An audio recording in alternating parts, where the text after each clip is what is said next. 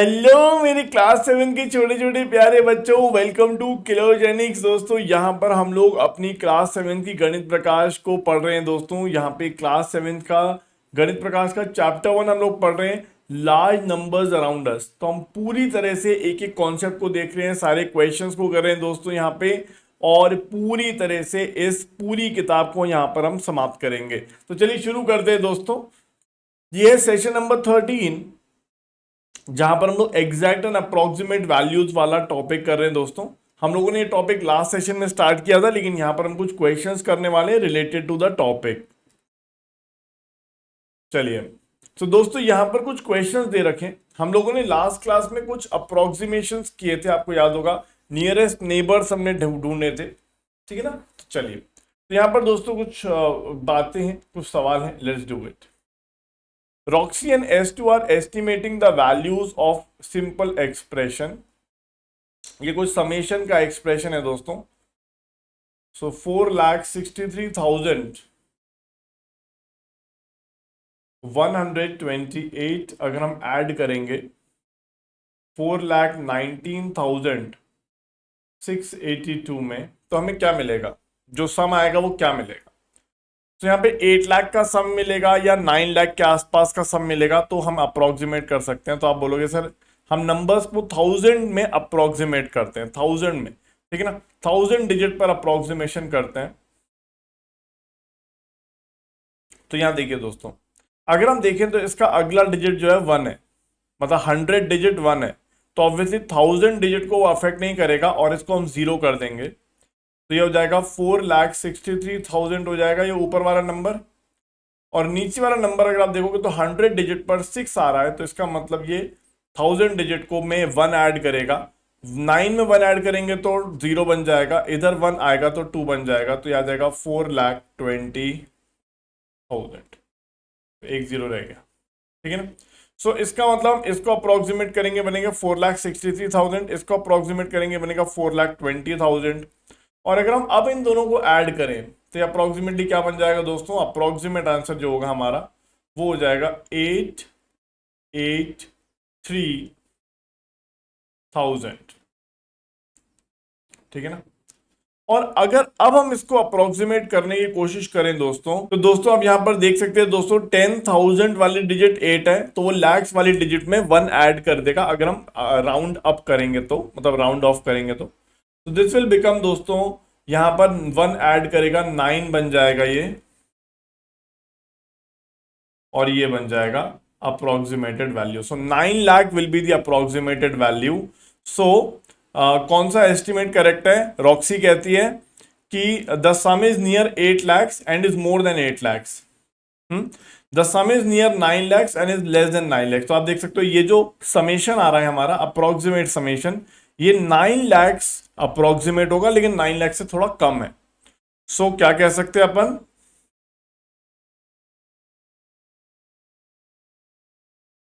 क्या कह सकते हैं हम लोग? The sum is near 9 lakhs and is less than 9 lakhs, ठीक है ना।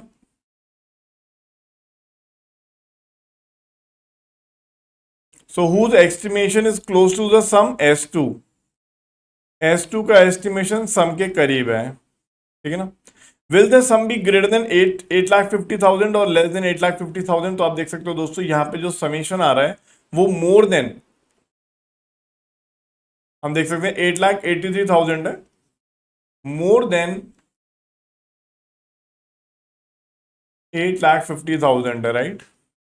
Okay, will the sum be greater than 8,83,128 और लेस देन 8,83,128? तो यहाँ पे दोस्तों, क्योंकि अब यहाँ पर बात हो रही है हंड्रेड्स तक हम जा रहे हैं, तो हमें अब अप्रोक्सीमेशन हंड्रेड्स तक लेना पड़ेगा, ठीक है ना। हमें हंड्रेड्स तक अप्रोक्सीमेशन लेना पड़ेगा। हम एग्जैक्ट कैलकुलेशन नहीं करना चाहते, बट फिर भी अब हमें हंड्रेड्स तक कैलकुलेशन करना पड़ेगा, ठीक है। सो या टेंस तक भी करना पड़ेगा, मुझे लगता है टेंस तक करना पड़ेगा, क्योंकि 8,83,128 से कम या ज्यादा है, ऐसा कुछ कहना चाह रहा है ये। So let's do this. तो यहाँ पे दोस्तों हमें अप्रोक्सीमेशन करना पड़ेगा टेंस तक। तो दिस विल बी 4,63,000 या तो हम एग्जैक्ट कैलकुलेट ही कर लेते हैं, है ना, या कुछ अप्रोक्सीमेशन भी कर सकते हैं। मतलब इस वाले स्टेप में ग्रेटर देन, क्योंकि अब भाई एग्जैक्ट की बात कर रहा है, सम की एग्जैक्ट वैल्यू की बात कर रहा है, बिल्कुल एंड तक पहुंच गया है, यूनिट डिजिट तक पहुंच गया है ये, ठीक है ना। सो बिल्कुल पूरा कंपैरिजन ही कर लेते हैं, मतलब लेट्स डू इट, पूरा ऐड ही कर लेते हैं।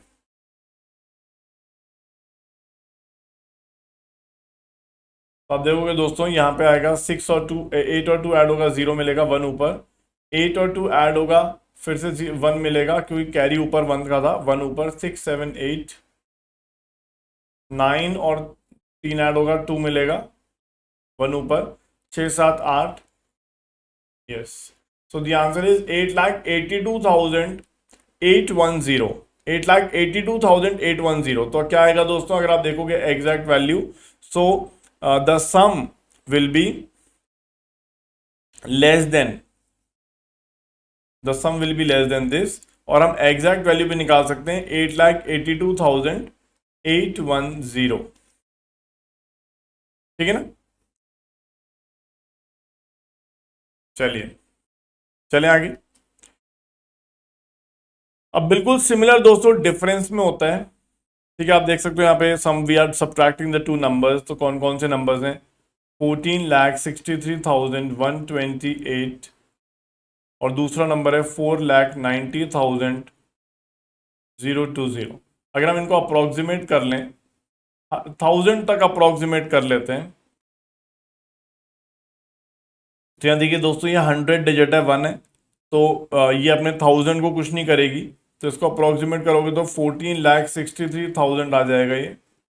ये 0 है तो ये भी अपने 1000 डिजिट को कुछ नहीं करेगी, 4,90,000 आ जाएगा ये अप्रोक्सीमेट करेंगे तो।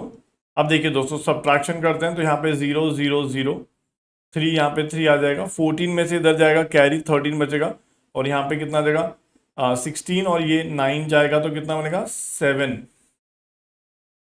और यहाँ पे बचेगा दोस्तों 13, 13 में से 4 गया 9, तो द आंसर इज 9,73,000। अगर हम इसको लैक्स में अप्रोक्सीमेट करना चाहते हैं, सो द आंसर विल बी, आप देखोगे यहाँ पे 10,000 डिजिट इज 7, तो ये अपने लैक्स वाले में 1 ऐड कर देगी और ये राउंड ऑफ हो जाएगी, सो यहाँ पे 10, तो आप देखोगे हमें जो रिजल्ट मिल रहा है वो 10 लाख मिल रहा है। So difference is near 10 lakh but less than 10 lakh. आप देखोगे जो एग्जैक्ट वैल्यू आ रही है वो 9,73,000 की आ रही है। So the difference is near 10 lakh but less than 10 lakh,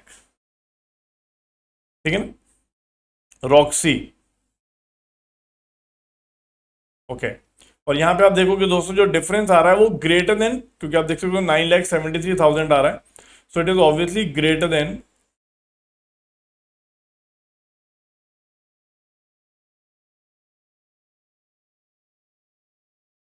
ये ग्रेटर देन 9,50,000, ठीक है, okay okay. Will the difference B greater then 9,63,128, तो यहाँ पे नंबर्स को जरा उठा लेते हैं अपन,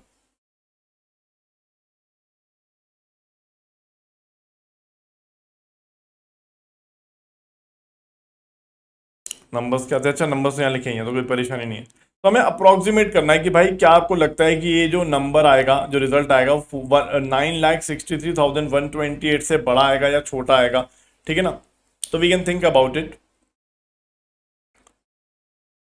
हमारे नंबर्स हैं दोस्तों 14,63,128 माइनस 4,90,020। अब यहाँ देखिए दोस्तों, हम इसको सब्ट्रैक्ट करें, जब हमने इसको अप्रोक्सीमेट किया दोस्तों तो ये क्या बना, 14,63,000 बन गया था।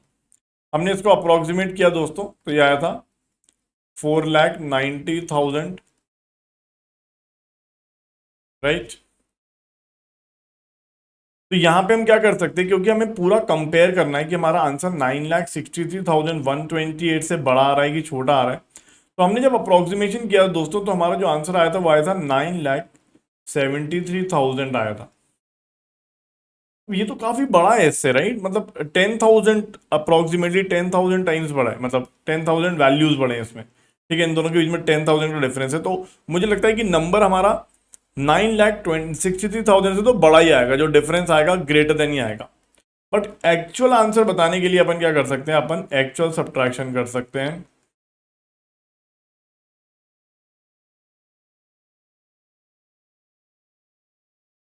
यहाँ पे 8 आएगा, यहाँ पे 0 आएगा, यहाँ पे 1 आएगा, यहाँ पे 3 आएगा, यहाँ पे 7 आएगा और यहाँ पे 9 आएगा। तो ऑब्वियसली आप देख सकते हो हमारा जो आंसर आ रहा है दोस्तों वो 9,73,108 आ रहा है ना, 9,73,108। सो हमारा जो आंसर आ रहा है 9,73,108 आ रहा है, और ऑब्वियसली दोस्तों it is greater than this digit. क्या ये समझ में आया आप लोगों को? ठीक है ना। तो हम लोगों ने देखा दोस्तों किस तरह से हम अपने क्वेश्चंस को भी मतलब सब्ट्रैक्शन और एडिशन में भी अप्रोक्सीमेशन का यूज करके अप्रोक्सीमेट रिजल्ट बता सकते हैं कि भाई अप्रोक्सीमेट आंसर ये आएगा या ये आएगा। ठीक है ना। तो इस तरह से हम ये चीज़ों को कर सकते हैं। मेरे ख्याल से सारी चीज़ आपको क्लियर होंगी दोस्तों। तो ये कुछ क्वेश्चन हमने किए दोस्तों। लास्ट सेशन में हमने अप्रोक्सीमेशन देखा था और यहाँ पे हमने अप्रोक्सीमेशन का यूज करके एडिशन और सब्ट्रैक्शन को किया है। तो आई होप समझ में आया होगा दोस्तों। मिलेंगे अगली सेशन में दोस्तों, इसी पॉइंट से आगे कंटिन्यू करेंगे। Thank you, bye bye, take care.